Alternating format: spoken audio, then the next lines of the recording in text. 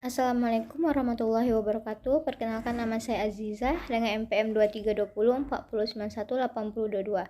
Saya akan menjelaskan manajemen keuangan yang terdiri dari ruang lingkup manajemen. Ruang lingkup manajemen keuangan yang pertama yaitu financial decision atau menentukan keputusan keuangan. Ruang lingkup manajemen keuangan yang pertama adalah sebagai financial division atau menentukan keputusan finansial. Keputusan manajemen keuangan berhubungan dengan pengelolaan dan peningkatan keuangan yang modalnya berasal dari berbagai sumber. Keputusan manajemen keuangan dalam urusan finansial meliputi cara mendapatkan modal dan mengeluarkan biaya untuk operasional. Manajemen keuangan bertugas membuat keputusan struktur modal untuk jangka panjang dan modal kerja untuk jangka pendek. Modal kerja digunakan untuk operasional bisnis, tujuannya untuk mendapatkan laba sebesarnya bagi perusahaan. Modal kerja ini berasal dari berbagai sumber modal, misalnya sumber modal internal dan eksternal. Yang kedua, investment decision atau manajemen keputusan investasi.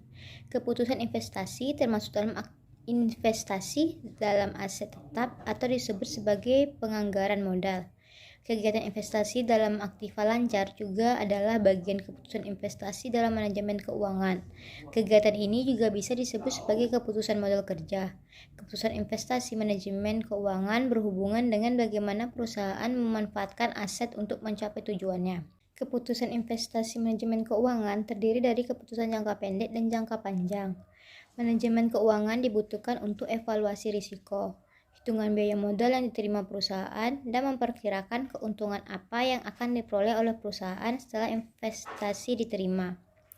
Penganggaran modal oleh manajemen keuangan juga termasuk kegiatan menghitung aset yang dimiliki oleh perusahaan. Manajemen keuangan bertugas menghitung anggaran modal yang sesuai dengan kebutuhan alokasi dana dan operasional perusahaan. Kegiatan dalam keputusan investasi ini merupakan hal yang penting untuk menentukan masa depan perusahaan. Yang ketiga ada dividend decision atau keputusan pembagian saham. Ruang lingkup manajemen keuangan yang terakhir adalah pembuatan keputusan pembagian saham. Manajemen keuangan akan menentukan berapa besar dana yang dikembalikan atau dibagikan ke para pemegang saham. Selain itu, manajemen keuangan juga menentukan berapa proporsi dana yang akan disimpan untuk melakukan ekspansi perusahaan. Ruang lingkup manajemen keuangan saat membagi saham adalah membuat peraturan untuk membagi dividen perusahaan. Tujuannya agar pembagian dividen sama rata dan tidak merugikan perusahaan atau pemegang saham. Untuk itu, manajemen keuangan harus dapat memperhitungkan keuangan perusahaan di masa depan. Tidak bisa semua dana dibagikan ke pemegang saham. Peluang investasi yang dapat dilakukan atau perencanaan keuangan untuk ekspansi tetap dibutuhkan perusahaan. Tujuannya agar perusahaan bisa mendapat laba lebih besar, yang ujung-ujungnya membuat pembagian dividen bisa lebih besar di masa depan. Selanjutnya ada laporan keuangan. Laporan keuangan adalah laporan yang menyajikan informasi keuangan atau entitas bisnis atau organisasi selama periode tertentu. Laporan keuangan umumnya disusun oleh perusahaan atau organisasi untuk memberikan gambaran tentang kinerja keuangan mereka kepada para pemegang kepentingan seperti pemilik, investor, karyawan, kreditor, dan pihak terkait lainnya. Tujuan laporan keuangan adalah untuk menyediakan informasi mengenai aktiva, kewajiban, dan aktiva bersih, dan informasi mengenai hubungan di antara unsur-unsur tersebut pada waktu tertentu. Selanjutnya, ada jenis-jenis rasio keuangan. Rasio keuangan adalah perbandingan antara pos keuangan yang satu dengan pos keuangan lainnya dalam laporan keuangan, sehingga menunjukkan suatu kondisi keuangan atau prestasi keuangan tertentu atas perusahaan tersebut pada saat atau selama periode tertentu. Jenis rasio keuangan terdiri dari 1. Rasio likuiditas, digunakan untuk mengukur kemampuan perusahaan dalam memenuhi kewajiban keuangan jangka pendek yang berupa hutang-hutang jangka pendek.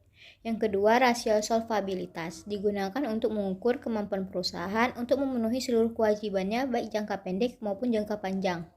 Yang ketiga, ada rasio profitabilitas, merupakan kemampuan perusahaan dalam menghasilkan laba. Yang keempat, ada rasio aktivitas, digunakan untuk mengukur tingkat efektivitas penggunaan aktiva atau kekayaan perusahaan, seberapa jauh aktif perusahaan dibiayai dengan hutang atau dibiayai pihak luar. Mengukur tingkat kegiatan atau aktivitas manajemen perusahaan dalam mengelola aset-asetnya dalam suatu periode. Yang kelima, ada rasio pasar yang mengukur harga pasar relatif terhadap nilai buku, penilaian kinerja saham perusahaan yang telah go publik. Rasio ini lebih banyak berdasarkan pada sudut investor atau calon investor, meskipun pihak manajemen juga berkepentingan terhadap rasio-rasio ini.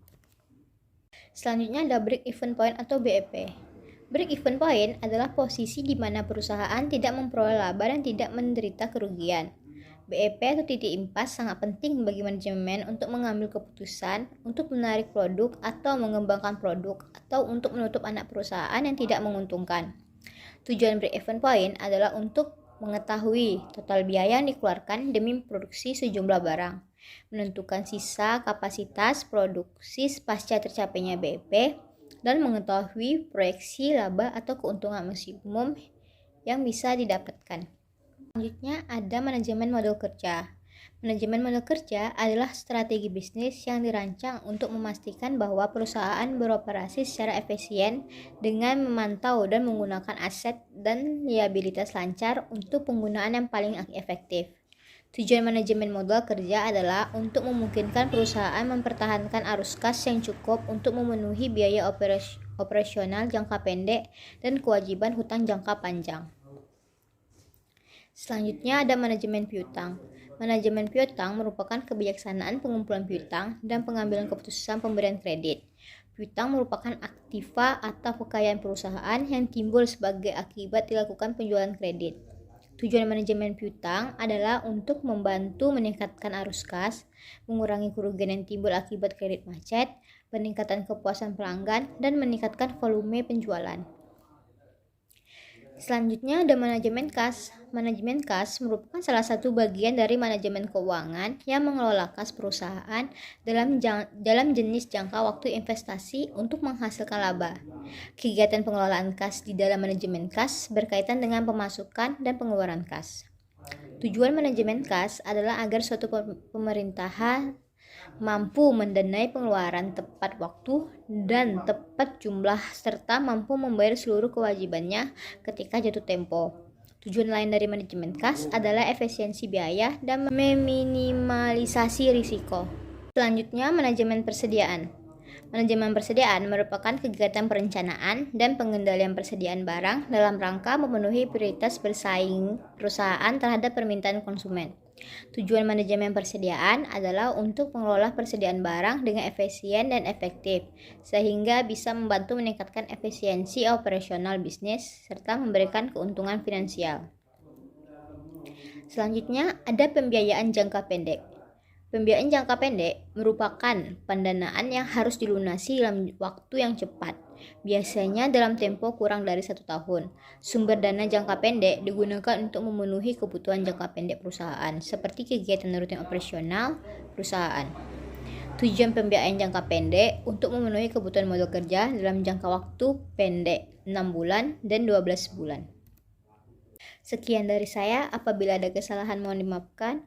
Saya akhiri dengan wabillahi taufiq wal hidayah. Wassalamualaikum warahmatullahi wabarakatuh.